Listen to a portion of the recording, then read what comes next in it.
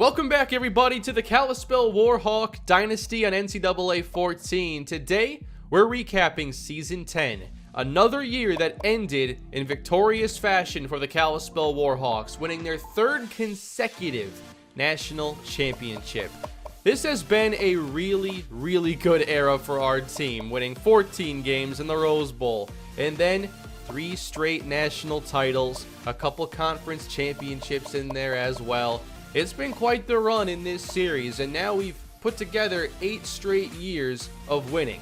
But the series is not set to end quite yet. I'm still interested in our next era and seeing what happens after graduating the best senior class we've ever had. We have a really good class of players that are now exiting Kalispell, and I want to know what's next. It's hard to say how much longer I expect the series to go. We're 10 years through now, just like the Minnesota Dynasty, and that series went 10 years. So I'm not sure, but we're going through an 11th season, and then we'll go from there. But this year, Kalispell 12-1, 7-1 in conference, and who'd we lose to, everybody? Once again, the Stanford Cardinal. We are now 0-3 against Stanford all time. We have not played good offense against them, and they ran the ball exceptionally well against us. For whatever reason, Stanford is just our biggest weakness. And next year, we won't have the same offense, obviously, as we try to end that streak. But this year, we almost won. They pulled off a late comeback, they beat us in overtime, and we're 0-3 against the Cardinal. But that was our only loss this season. We had an interesting schedule. I really didn't like it because we had this USC game, and then it was surrounded by these non-conference games, and then true conference play didn't really get started until week 8. Not my favorite schedule, but we won regardless, starting with a dominant 66-point showing against Baylor, and our offense has been phenomenal. We've built up a really good team around quarterback Brandon Warren. We've had good running backs come through the team. Hayden John Charles had an awesome stretch of seasons here. And then, of course, Thomas Roberts this year was able to take over that role and do really well. We have a lot of key talent on this team that's been here for a while, and it's no surprise that this year was so good, given that so many players were seniors, and on top of that, they were really good. USC did finish number 10 in the polls this year, but they didn't play well against us, 24-6. Can't remember all these games that well, but USC didn't have much offense in this game. They had, let's go to the USC stats, just 130 yards passing and not very much on the ground. And this is a really good team that our defense just shut down, and our defense is really good. We're going to lose some key players this year, just not as many as the offense. The Boise State game was interesting. Anytime we're held to just 16 points, that's going to catch anybody's attention, but Boise couldn't score beyond the first quarter, and our defense just proved to be too dominant. Mario Townsend, Boogie Turner, we have a really good defensive line and front 7 overall, so they are able to take over a lot of matchups just by overwhelming offensive lines, limiting the ground game. And then you consider the secondary that we have. Daniel Foster, of course, started the season really strong. He had 8 interceptions this year, a Kalispell team record, and he's only a sophomore, so we know he's going to be returning. The season really got interesting, though, starting with this Colorado game, and we played 4 straight one-possession games. We won 3 of them, but Colorado, a 4-win team, took us all the way to the 4th quarter. Oregon State was a pretty good team this year. We only beat them by a touchdown.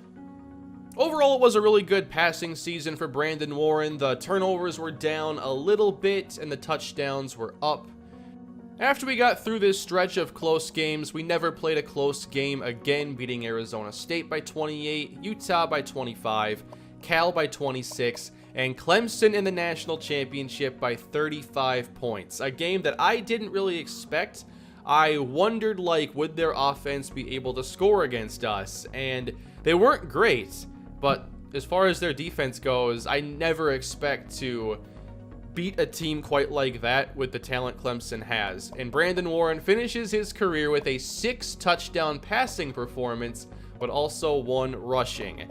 I did want to see him set the record, but they played better defense in the second half, so it just didn't happen. Everything we tried to do worked. All the deep passes were in the right spots. There were a lot of close plays, and we were able to be on the right side of nearly all of them. Here are the final stats this season. Brandon Warren ends up with a very good 29 touchdown to 10 interception mark. Would have liked to be with single-digit interceptions there, but it was still a career low in that department. Warren also had a career high in touchdown passes and ends up with 95 total in his career. I'd like a better career touchdown to interception ratio. That's not very good.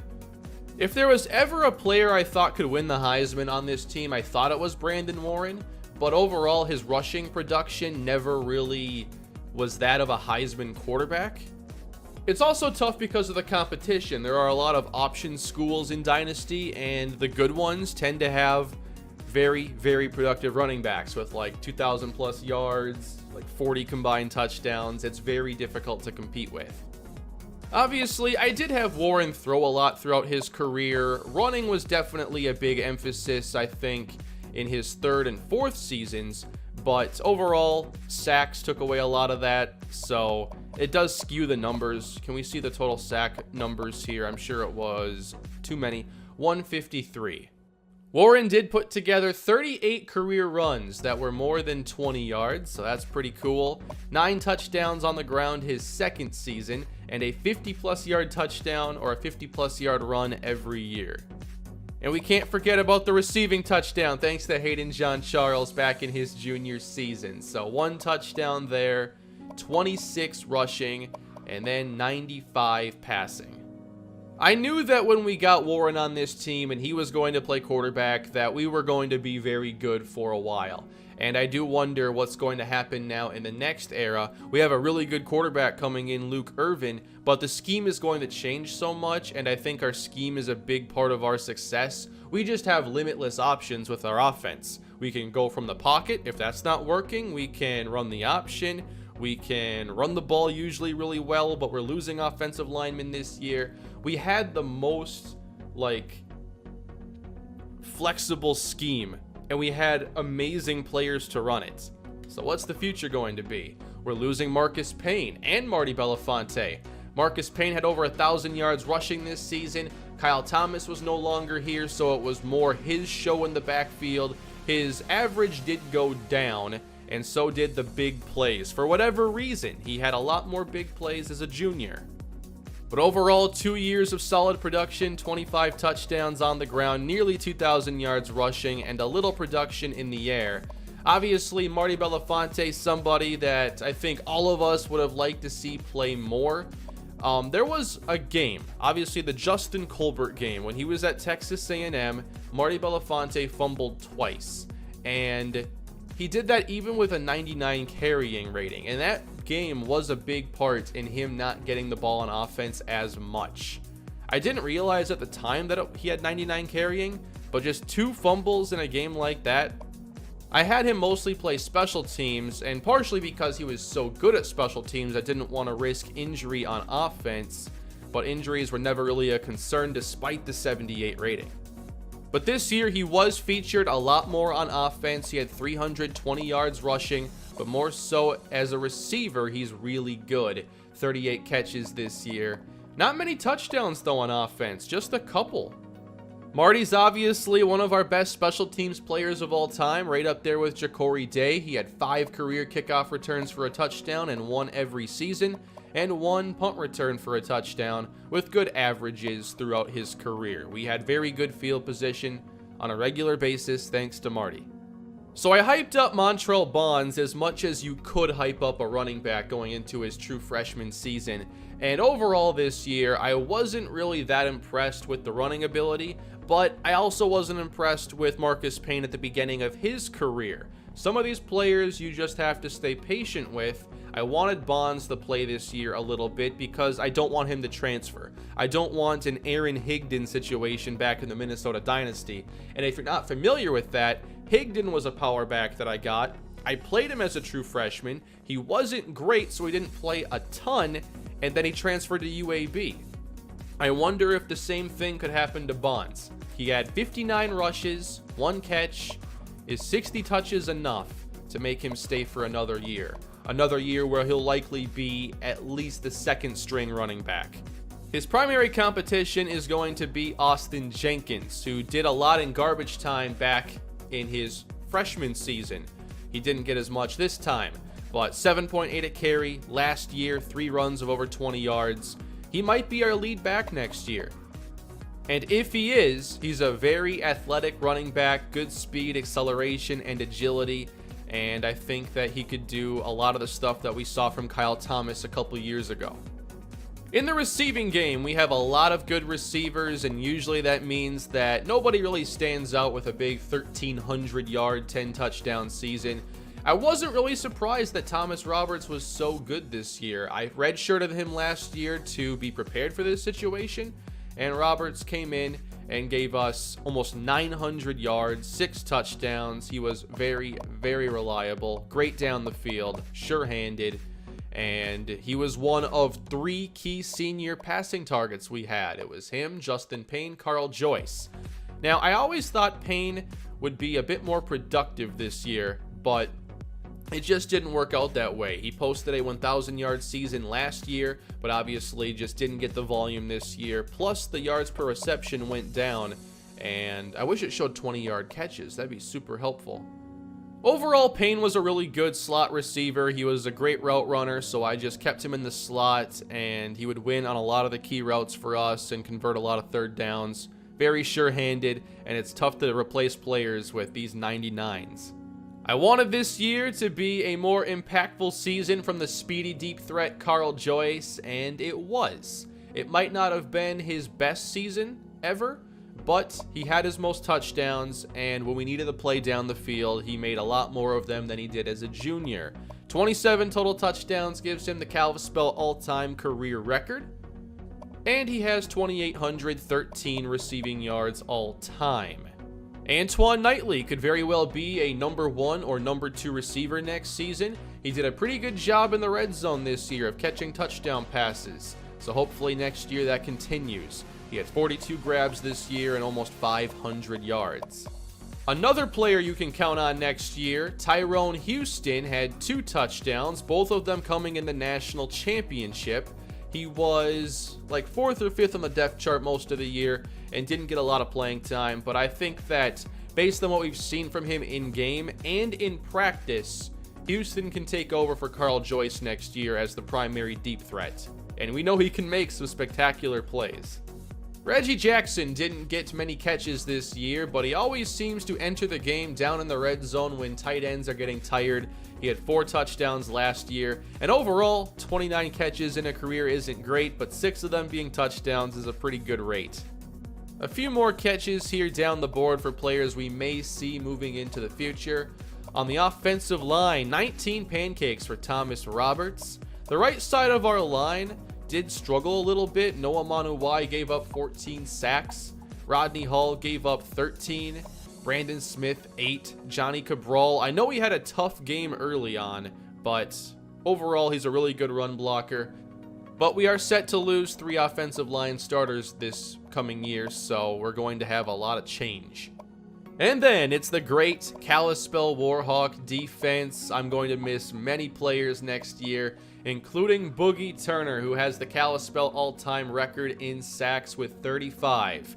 He had 14 as a junior. Overall, last season, our sack production was better.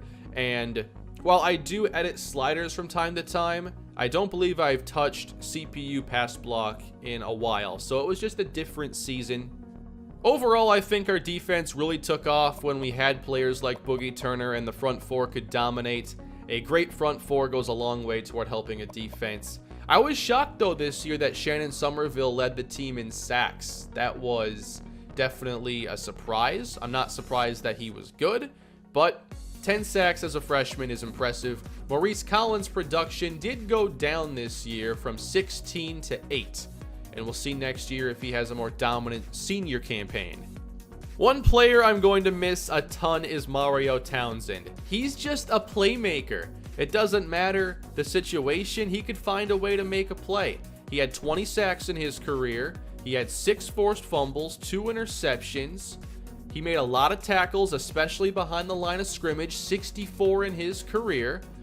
And I just don't know if we're going to replace his production next year because he does so many things so well. He does that with 78 speed too, which is amazing. But he's a good run defender. You see the tackle and block shed ratings. He can cover. He has good hit power. He has a rare skill set, and he could fit so many roles. And next year we'll see who takes over. Outside of the top 4, we did not get much sack production, so consider we're losing 2 of these players going into next year, and we'll be relying a little bit more on players like Eric Bryant, maybe Michael Hurst, and we'll have to see some of the players that are going to get more playing time next year. Interceptions were big for us this season. This might be our best year ever in terms of getting takeaways.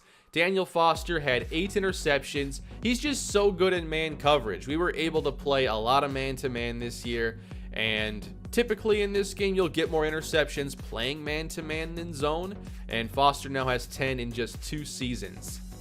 Defensive captain Chris Baker, 6 interceptions this season.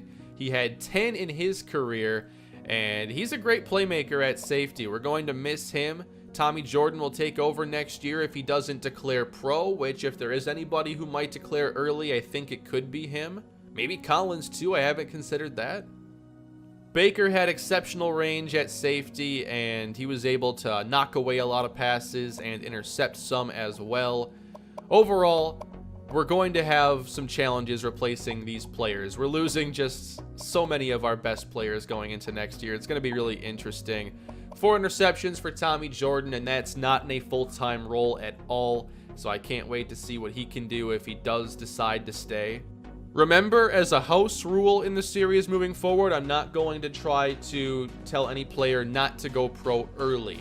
It's something you see a lot in real life, and I think it's one thing that will increase the challenge to this series. Justin Garcia had a few interceptions. Juno Springs had 2, but spent about half the season hurt. Jamari Akinjide had 1 interception. He's really good in the box as a downhill run-stopping safety. Maurice Collins led the team in forced fumbles and touchdowns. We had a lot of them this year. 2 for Foster and 4 more for other players. And here are the full complete stats for Kalispell this year. Brandon Warren finishes with over 10,000 yards and 100 combined touchdowns. On the ground, Marcus Payne, nearly 2,000 yards, 25 scores. Carl Joyce and Justin Payne each had a lot of production over the course of their careers. They've been here a while. And all these tackles for loss and sacks are going to be very difficult to replace. I really like this team, and moving on from a team this good is going to be a really big challenge. I think it's going to be tough next year. We'll see how tough, though. As far as school records, I wish they would wipe the record book here, but you take over for a team when you replace a team in Dynasty, so you have their records, but we've broken many of them. Brandon Warren exits as the all-time leader in touchdown passes, passing yards. J.R. Battle still has the season passing mark and career season touchdown mark. Hayden John Charles had the most receptions and receiving yards in a career, but Joyce has the touchdowns. Defensively, we see Boogie Turner, 35 sacks. Brock Schultz, many years ago, had 4 sacks in a game. That's a record. Mo Collins had 16 last season. And then Roscoe Sheridan, 4,500 rushing yards in his career. So who exactly are we losing this coming year? Obviously, Brandon Warren, Marty Belafonte. So many players here atop the list of our best players. The first junior that isn't on special teams on this list is Tommy Jordan. So we're not likely to have anybody above like a 96 overall next year, but we only had 1 this season. Everybody, of course, gets a boost going into their next season if they're not leaving. So overall, I'm sure we're going to have plenty of good replacement talent, but we're not replacing everybody. Dustin Payment was the backup quarterback here for a while, and he is now graduating as well. A lot of times you see a backup quarterback take over, but not for us. It's a brand new quarterback we've never seen play in an actual game. We'll see what happens in the Luke Irvin era. We haven't had a traditional pocket passer start since Justin Colbert, and that wasn't for a long time. Before that, though, we had J.R. Battle and had some good success then.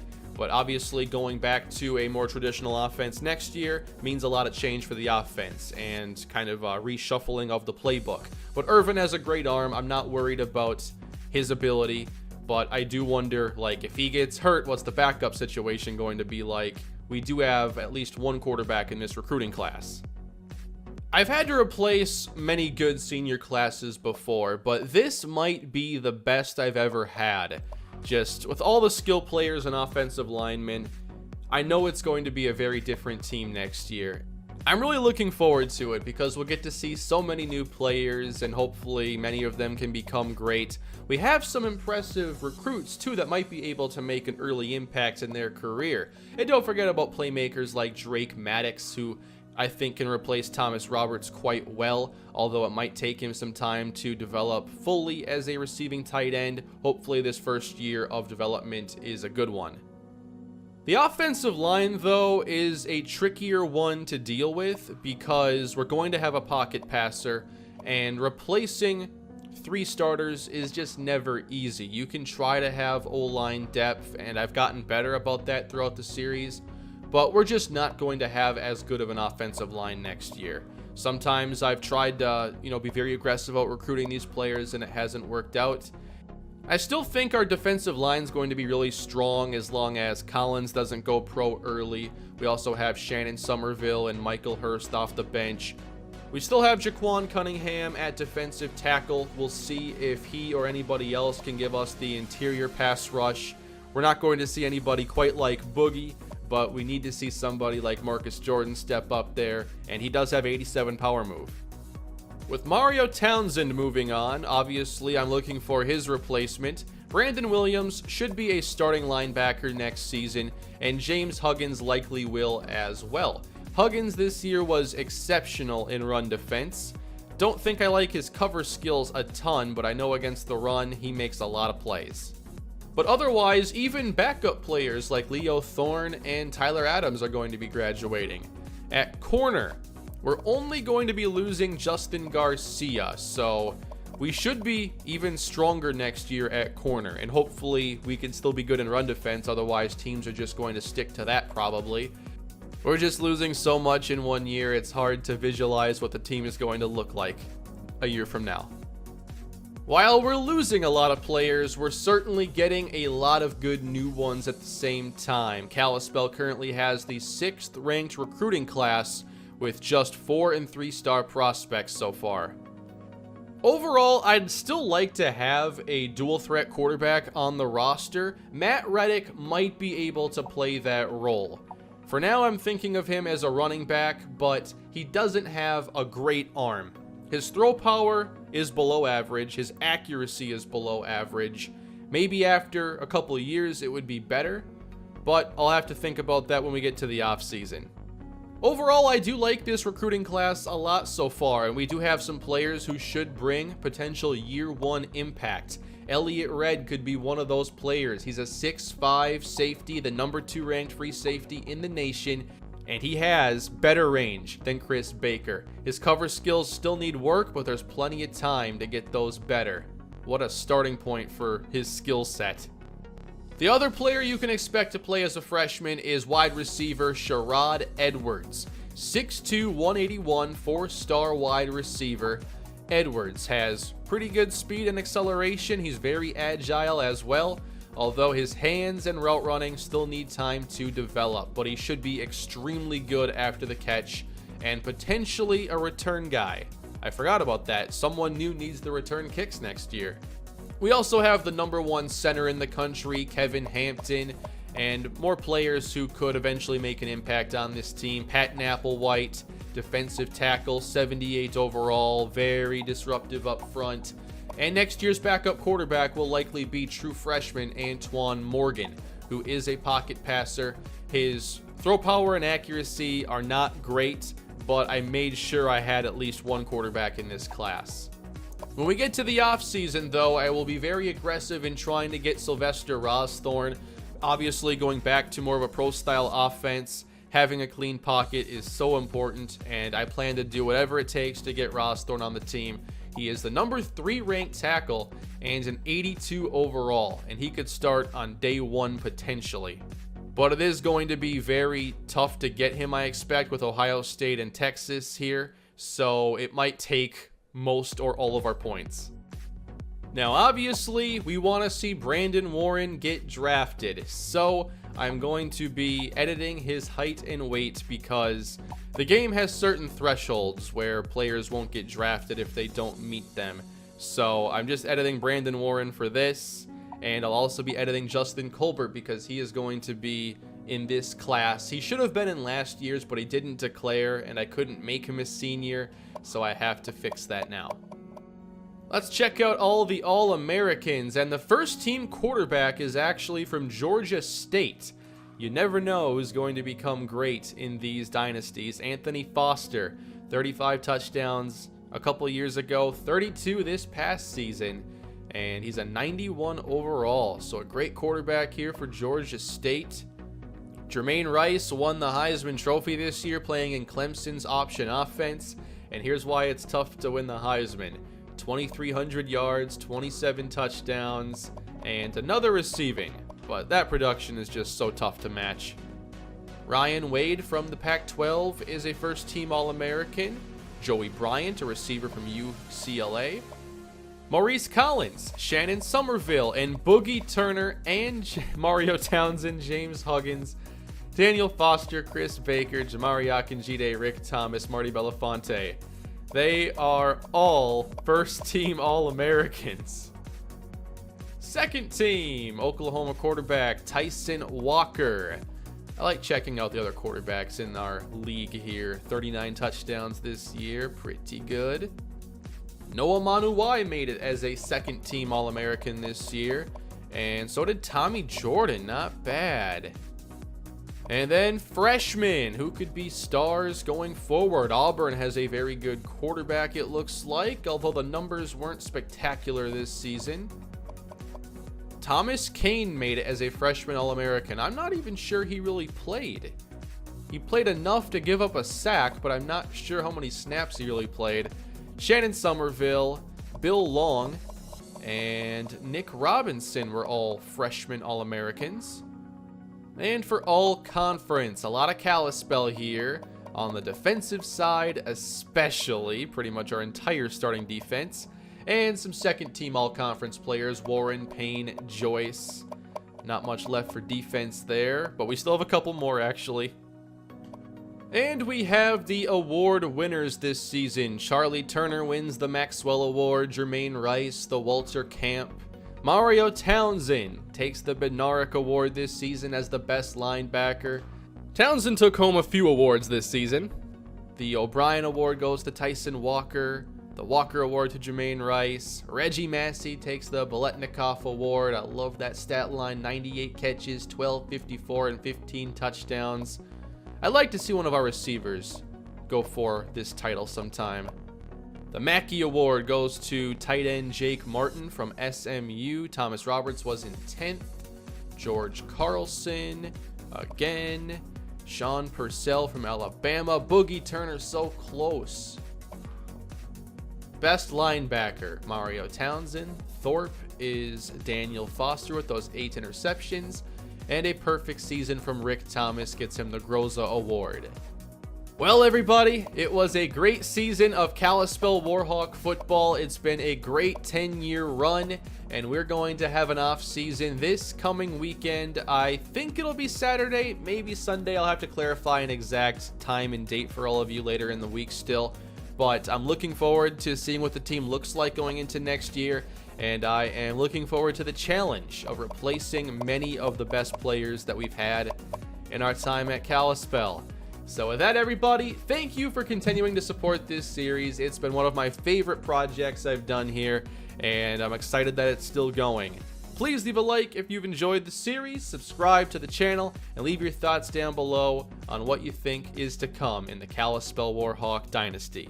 Have a great day, everybody. See you soon.